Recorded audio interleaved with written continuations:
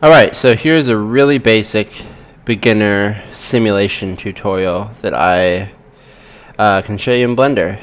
This is one just really easy thing to kind of get the hang of learning how to do Blender. So open up Blender first of all. Depending on the speed of your computer, this might take a little while, but yeah, once it's open, don't worry about this box that shows up. Just click beside it and it'll disappear, and you'll start with a default cube. Now, the way I move around is quite important. What you want to do is hold down the middle button on your mouse to pan like this. You can go all the way around, and lots of crazy stuff. That's the that's the middle button on your mouse. If you use right click, that's where you get your options. If you use left click, that's selection. So, and zooms, obviously. Okay, so you start with the default cube. Basically, to move this cube around, you have some options right here. You click on the cube to make sure it's highlighted, and then you click the move. That can take it up and down, like that, and like that, basically. Then you go to the rotate. That will rotate it around. You go to scale, it'll make it big or small. So that's basically all the navigation skills that you really need in Blender for moving something around. You can play around with that a little bit, but what we're going to do is create a cloth simulation. So there we go, we've got the cube. What we want is for a flat cloth to fall onto that cube. So the way you add objects into this is you go up to right here, you hit add, go to mesh, and hit plane. Now we've got a plane, but it showed up right in the middle of our box there, basically. So he'll hit move, we'll zoom out, and move it up. And then I want it to be bigger, because it's our big piece of cloth. So I'll go here, and then I'll use this thing to scale both of them at once. You can move that and that, but I like to use this because it scales both of them at once. So yeah, we'll make that nice and big like a piece of cloth should be. And then we'll add some physics to it. What I'll do is I'll click on this cube here. I'll go back into selection mode. I'll just click on that cube there, and I'll go down to this tab right here, physics properties. And I'll just say I want this to be a collision, which means I want it to be hard. Then I'll go to this and I'll say I want it to be cloth. Now this can be affected by gravity. So now that we've added gravity to our world by those two physics tabs, I'll hit play animation down here at the bottom, and it will fall on top of it and sit there. And that's all of the animation. Now you're probably thinking, that's weird. Why isn't it cloth? Well, alright, so this is how it works. Basically in Blender, things are made up of outlines. And those outlines hold things together. If you want them to move, they'll have to be subdivided so they can have hinges. Think of the lines like hinges. All the edges are hinges.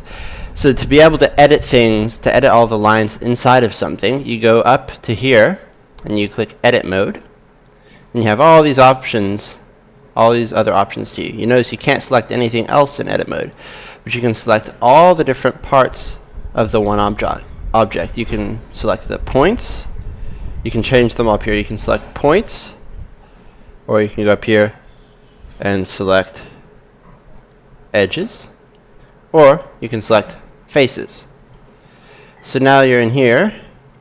If I select a face, it moves the whole object. But if I select edge, it moves part of the object.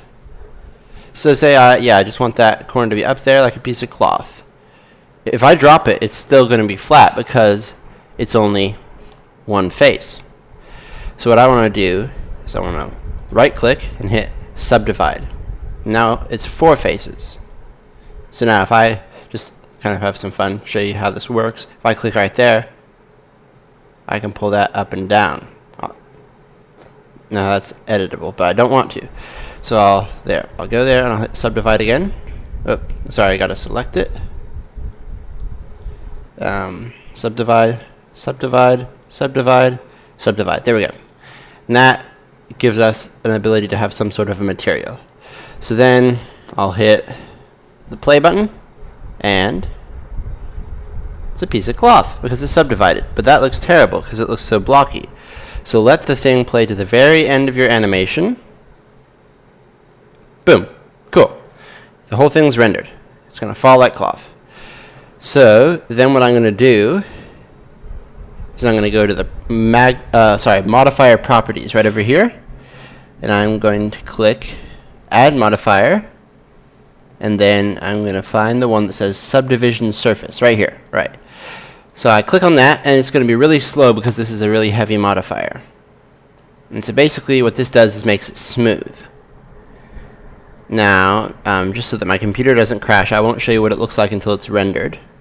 But I'll click the levels viewport back to 0, and I'll click the render to 6. That just means that right here, everything's going to look terrible and rough, right? It's going to look like that. But when I actually render the image, which means make it into a photo or a video, it's going to look super smooth, and we can actually see that if I pop into my camera view right there. And I'll play that until the point I want. There we go, we have that. And then I'll hit F12, which makes me render.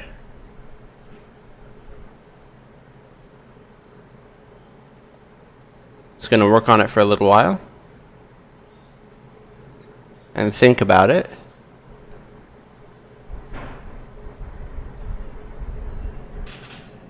And it's smooth. So maybe you don't want to whack it up as high as 6 because, I mean, that's really smooth. So maybe take it down to 5 or 4. That's reasonable. So basically we've got that. Cool. But what we need now is texture and color. So you go up to the shading tab up here. And then once you've got that, you click new. And that's a shader. You can whack around the color like that. You can make it super not shiny or super shiny. Just depends on what you want. Just mess around with that and make it look nice. You know, we can have this be red, and we'll make it not very shiny at all. So it can be like red velvet. There we go. That works. Maybe we can just whack around some of the other colors and stuff and change that a little bit, but that's totally up to you, whatever you want to do. There we go, we've got that all laid out perfectly, and now we want to make it into a photo. So what you guys do, you see these options up here, these options along the top. This one shows you a wireframe, shows you all the bits that make up your thing. Then this one kind of connects them in an easy to work with way. This one adds color. And then this one adds what it will actually look like in the final version. So just to let you guys know, this right here is a light that adds light, basically. I can make the light really strong or like really weak. And I can add more lights in the add tab because there's so many things I can add right there. But say I'm happy with that. I'll go back to the layout window. I'll pop into the render view. And then I'll hit F12. It'll think about that, and there we go, it's rendered. Now the problem is that it's popped through the edges. That just happens sometime, and you have to sometimes use a circle just because it thinks that it wants to cut the cloth. But yeah, it's smooth and pretty nice. So I'm almost done with this, but let me just do something really quick. Let me go into camera. Let me go to this tab up here, which is render, and then I can set like the resolution and stuff. And then I'll just click this and hit cycles. Cycles just means that I use a high quality, slow rendering engine, and that will make it look a lot more amazing. I can mess around with all that rendering stuff, and I'll just make a separate video on that. But basically, for the way I want it to turn out, and then when I hit F12. It's starting to look a lot better in terms of quality. Now you can render in either the Cycles engine, which I'm using right here, or you can leave that alone and use Eevee, which is a nice simple engine. They're both going to look good. It's totally up to you. But that is the basics of making a cloth simulation in Blender. Let me know what you guys think.